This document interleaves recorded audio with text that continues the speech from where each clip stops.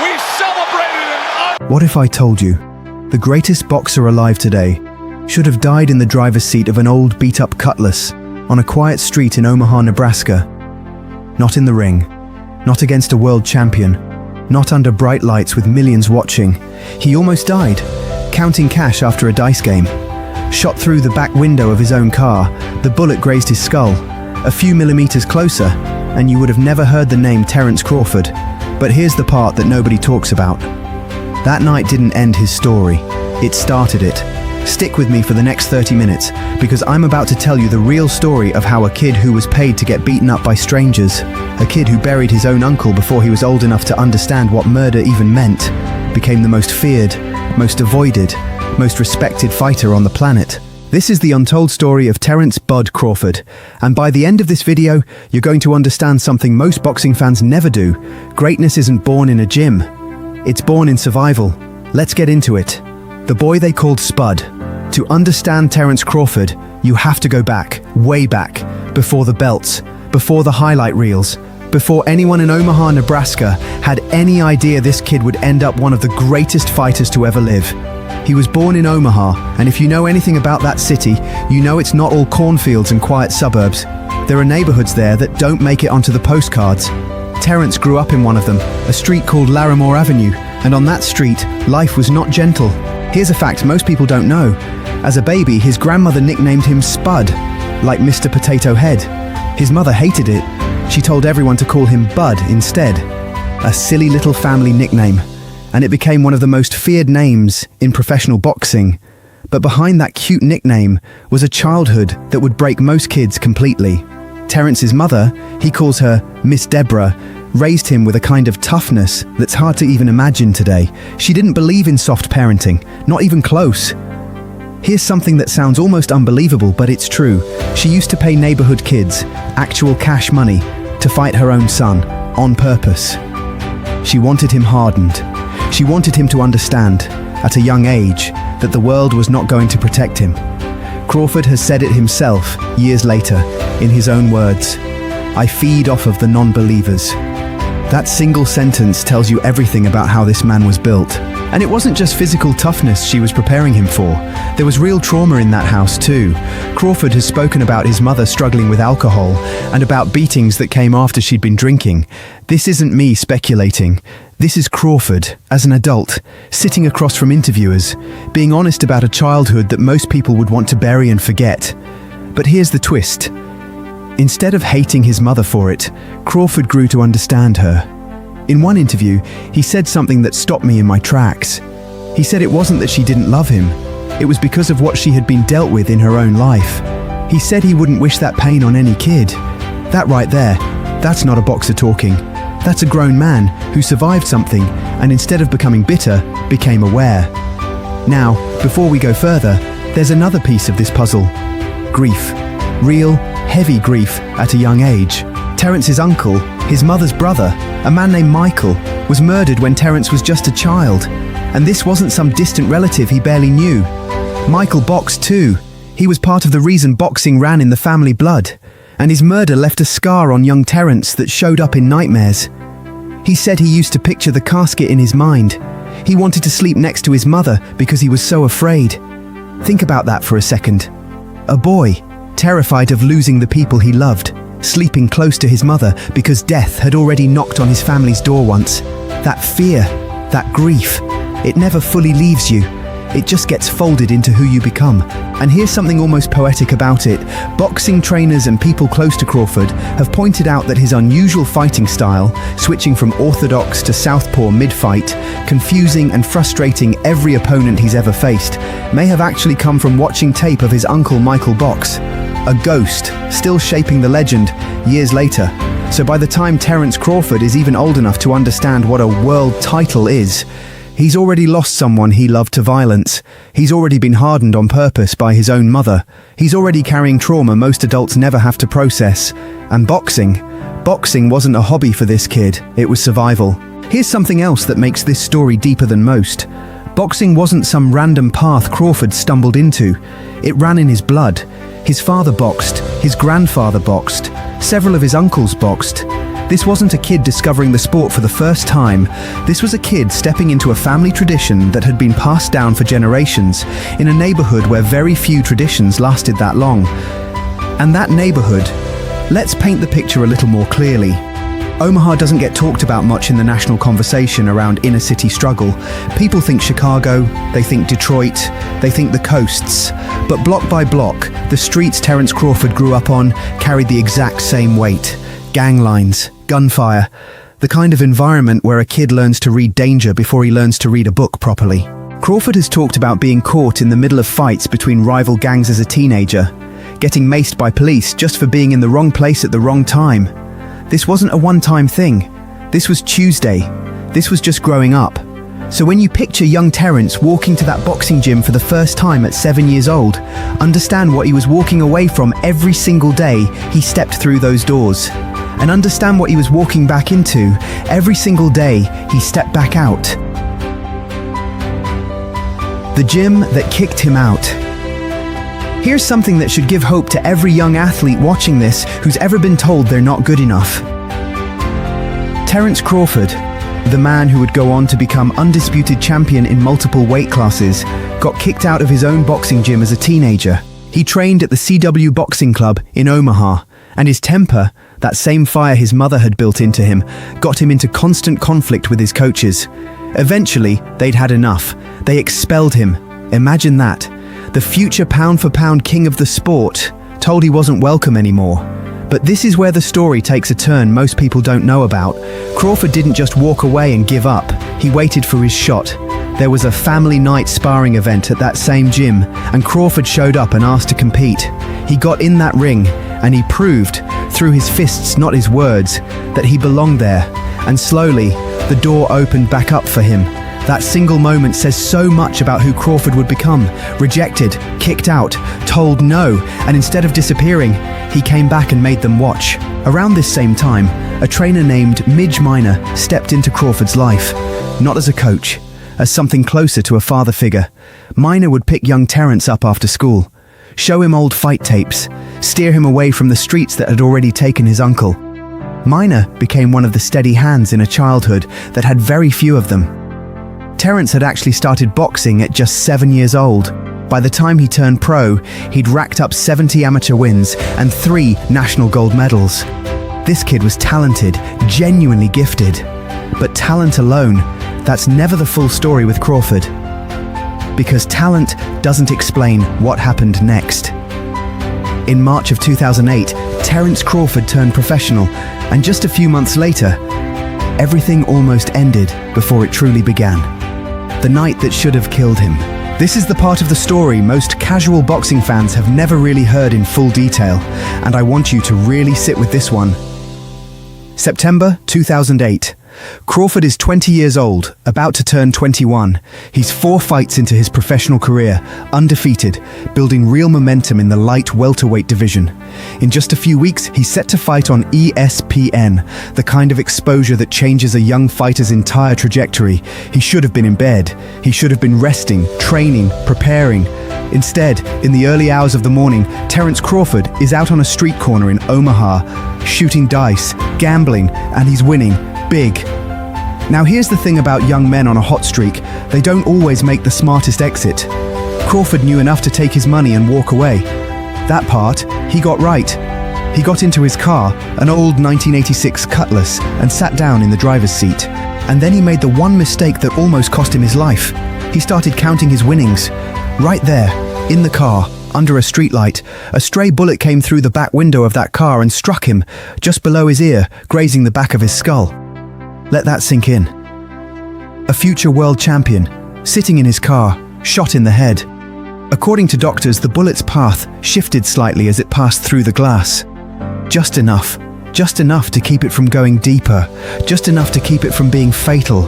If that bullet had traveled a few millimeters differently, there is no Terence Crawford story. There's no undisputed champion. There's nothing, just another name, another headline, another young man from Omaha lost to gun violence. But it didn't happen that way. And what Crawford did next tells you everything about the mental toughness that would define his entire career. He didn't panic and freeze. He didn't wait helplessly for an ambulance. Bleeding from the head, In shock, he got the car moving and drove himself to the hospital. On the way, he called his mother. He called his trainer, Brian McIntyre, the man who would go on to be in his corner for every major fight of his career. McIntyre has told the story of that phone call, and it's almost unbelievable how calm Crawford sounded. Picture getting a call that just says, "Hey, how are you doing? I just got shot in the head." That's the kind of composure we're talking about here. At 20 years old, bleeding, in shock, and still thinking clearly enough to drive, to call for help, to survive. Another man was hit that same night too. His arm was shattered, and he still lives with that injury today. Crawford was lucky the bullet didn't do worse. He wasn't lucky it happened at all. And in the interviews that came after, Crawford didn't sugarcoat his state of mind. He's admitted, flat out, that his first instinct wasn't fear, it was rage. He said he wasn't thinking about anything but revenge. He wanted to find the shooter. He wanted to kill him. That's raw honesty most public figures would never admit to. But Crawford has never tried to be a polished, sanitized version of himself.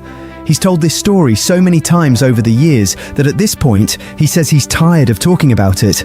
But it remains part of who he is, whether he likes discussing it or not. Here's a haunting detail most people don't know. Crawford has said that this shooting wasn't even the only time bullets came close to him. He's estimated he's been caught in gunfire situations around 8 separate times in his life. In one of those incidents, the shooter wasn't even aiming for him. They were targeting his cousin, and Crawford's car took the hits instead. He walked away unharmed that time, only to be handcuffed and put on the ground by police who arrived at the scene. This was the world Terence Crawford came from. Not one brush with death, multiple. So what happened to the man who shot him in 2008? Crawford was asked years later whether the shooter was ever identified. He gave a simple, chilling answer. "The shooter is dead," Crawford said. "He got shot in the head."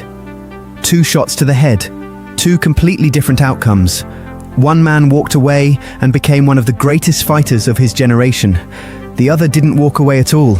And here's the twist that turns this entire tragedy into the foundation of everything Crawford built.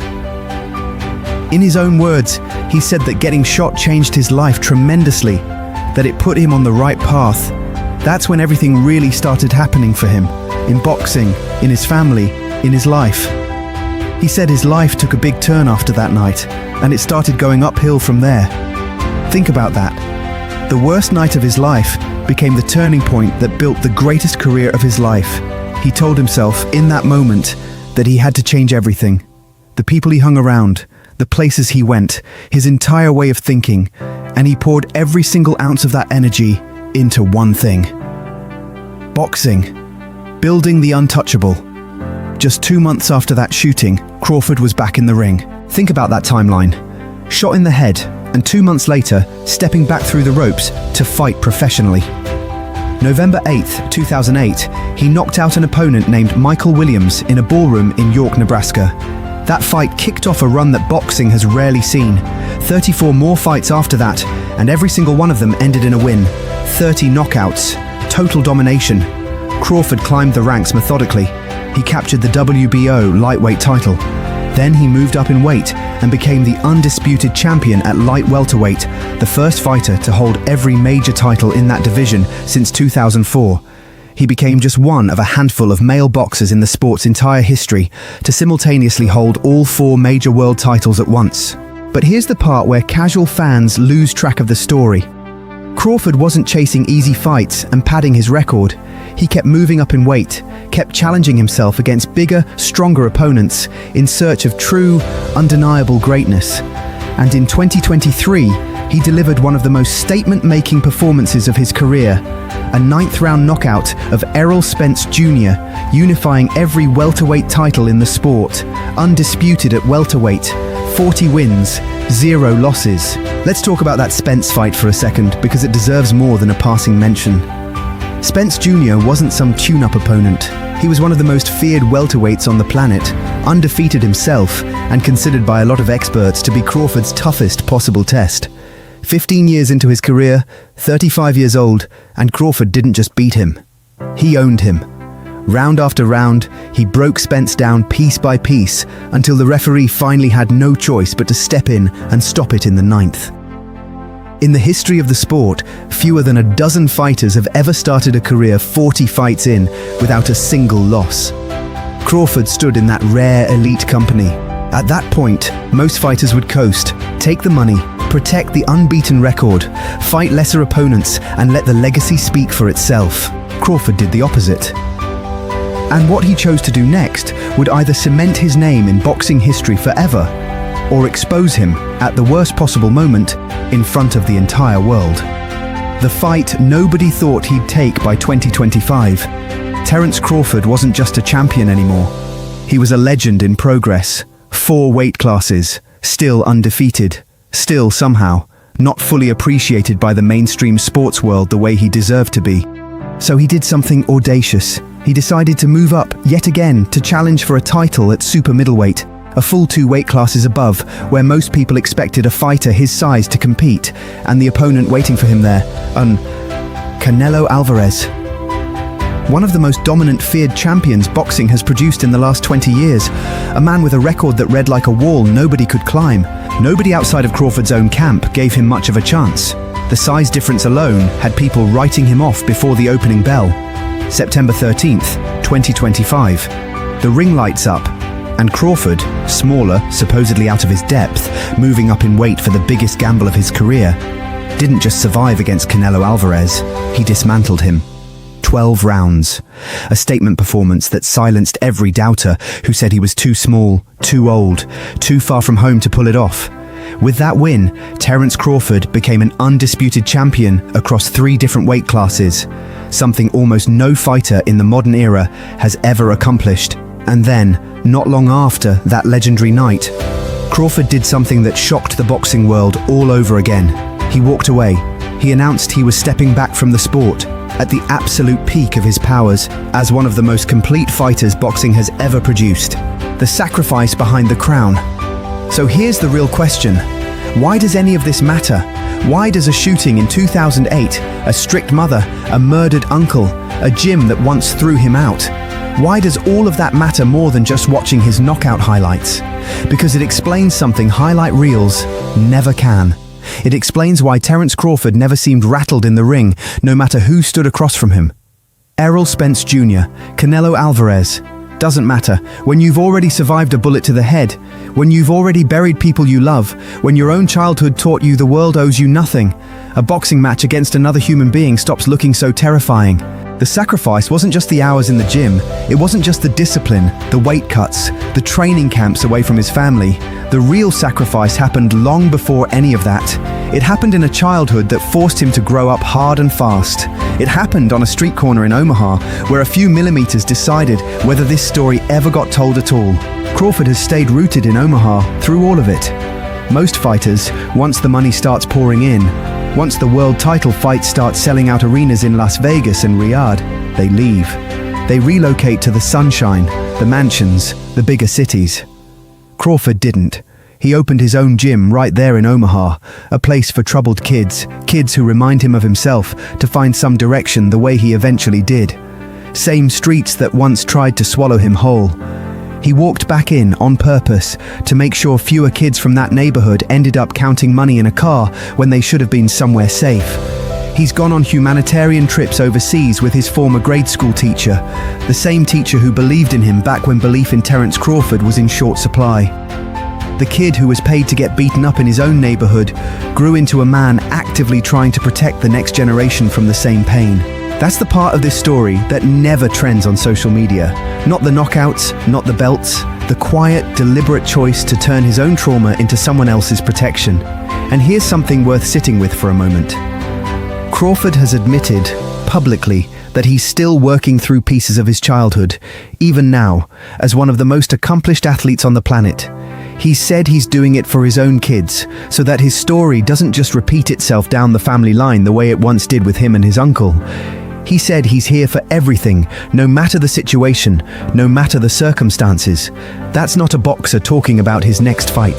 That's a father talking about breaking a cycle. The legacy. When people talk about the greatest boxers of this era, the conversation usually starts and ends with punch numbers, records, and title belts. And sure, Terence Crawford's resume speaks for itself. Undisputed champion across 3 weight classes, a record that reads as close to perfect as this sport allows. But if you've made it this far in the story, you already know the truth runs so much deeper than that. This is a man who was nearly taken from this world before his career even started. A man raised by a mother whose love looked like toughness because gentleness wasn't a luxury she could afford to give. A man who lost an uncle to violence before he was old enough to process grief and carried that ghost into the ring with him every single night, whether he realized it or not. Every time Terence Crawford switched stances mid-fight, confusing an opponent who had studied him for months. Some part of that was his uncle Michael, still boxing, through him. Every time Crawford absorbed a punch and refused to break. Some part of that was a mother who paid kids in the neighborhood to test him because she needed him unbreakable before the world got the chance to break him first. And every time Crawford stepped into the ring against a bigger, more dangerous opponent, completely fearless. Some part of that was a 20-year-old kid who once sat bleeding in the driver's seat of a beat-up Cutlass and decided that from that night forward, nothing in a boxing ring would ever scare him again. That's the secret sacrifice behind Terence Crawford's rise to king. It was never just about the gym. It was about surviving long enough to get there in the first place. So the next time you watch Terence Crawford switch stances mid-round and dismantle another fighter who never saw it coming, I want you to remember this story. Remember the boy from Larimore Avenue. Remember the bullet that missed by millimeters. Remember that greatness, real greatness, isn't something you're just born with. Sometimes, it's something you survive. If this story moved you the way it moved me putting it together, do me a favor, hit that like button and subscribe if you're new here, because there are so many more stories like this one, fighters whose real battles happened long before they ever stepped into a ring. And I'd love for you to be here when we tell the next one. Thanks for watching. I'll see you in the next story.